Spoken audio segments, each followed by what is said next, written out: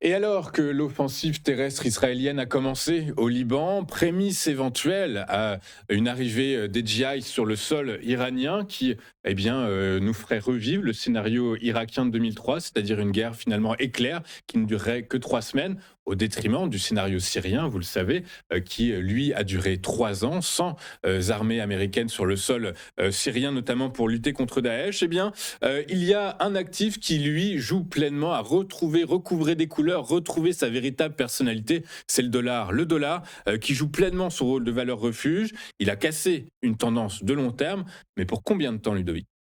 Et je finirai sur l'US Dollar Index, tout simplement parce que il va falloir le suivre sur les prochains jours, les prochaines semaines, car il y a un signal qui a été donné depuis 2025, puisque je rappelle qu'il était au plus haut en janvier 2025.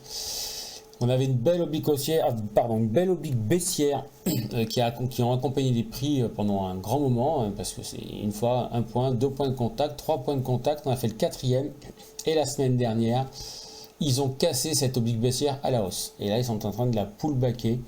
Donc, je m'attends à ce que le dollar index reparte chercher sa zone hebdomadaire des 12 008, 12 880. Voilà, ça c'est déjà dans un premier temps.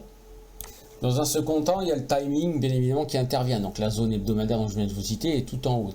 Alors pourquoi là, ça bloque tout de suite? Tout simplement parce qu'on a une zone intermédiaire sur le journalier, les 12 751, 776, là, qui sont en train de se faire rejeter en pullback sur le week hebdomadaire.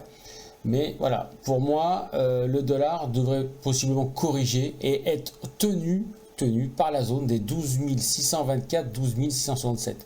C'est une zone de support ici avec une oblique haussière en appui qui devrait permettre au prix de pouvoir tenir et repartir chercher une zone hebdomadaire. Je pense qu'avec le temps qu'on a devant nous, avec les semaines à venir, que le dollar a donné un signal quand même d'un changement de tendance potentiel. Il n'est pas encore tout à fait mûr, mais on va dire 75% des feux sont ouverts pour une poursuite du dollar à la hausse. Voilà, donc je répète, zone de support ici, 12 124, 12 667 avec une oblique qui est en soutien pour pouvoir relancer les prix et aller chercher la fameuse zone hebdomadaire des 12 008, voire même un peu plus. Voilà. Je vous souhaite donc une excellente fin de journée. On se retrouve donc la semaine prochaine pour la suite des actifs. Vous l'avez donc compris, dans un monde sans aucune visibilité, tous les actifs se cherchent une direction, se cherchent une personnalité, se cherchent une personnalité.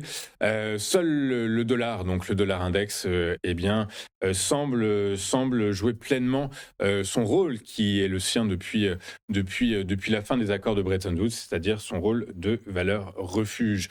Merci beaucoup Ludovic pour vos analyses. Vous l'avez bien compris, c'est un enregistrement. Ludovic nous a envoyé ces graphiques hier soir.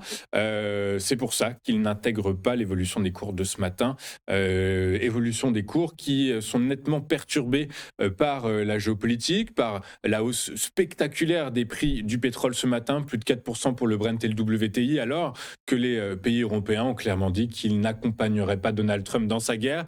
Ce que ça veut dire entre les lignes, c'est qu'ils n'escorteront pas militairement les super tankers qui pourraient être amenés à éventuellement traverser le détroit d'Ormuz si les armées occidentales s'accordaient à les escorter. Résultat, les cours repartent nettement à la hausse ce matin. Les indices actions, eux, repartent nettement à la baisse ce matin. On voit tout ça dans un instant avec les market movers de James Watty, qui reviendra pour vous donc sur le WTI, sur Airbus et sur TSMC. Pardon, à tout de suite.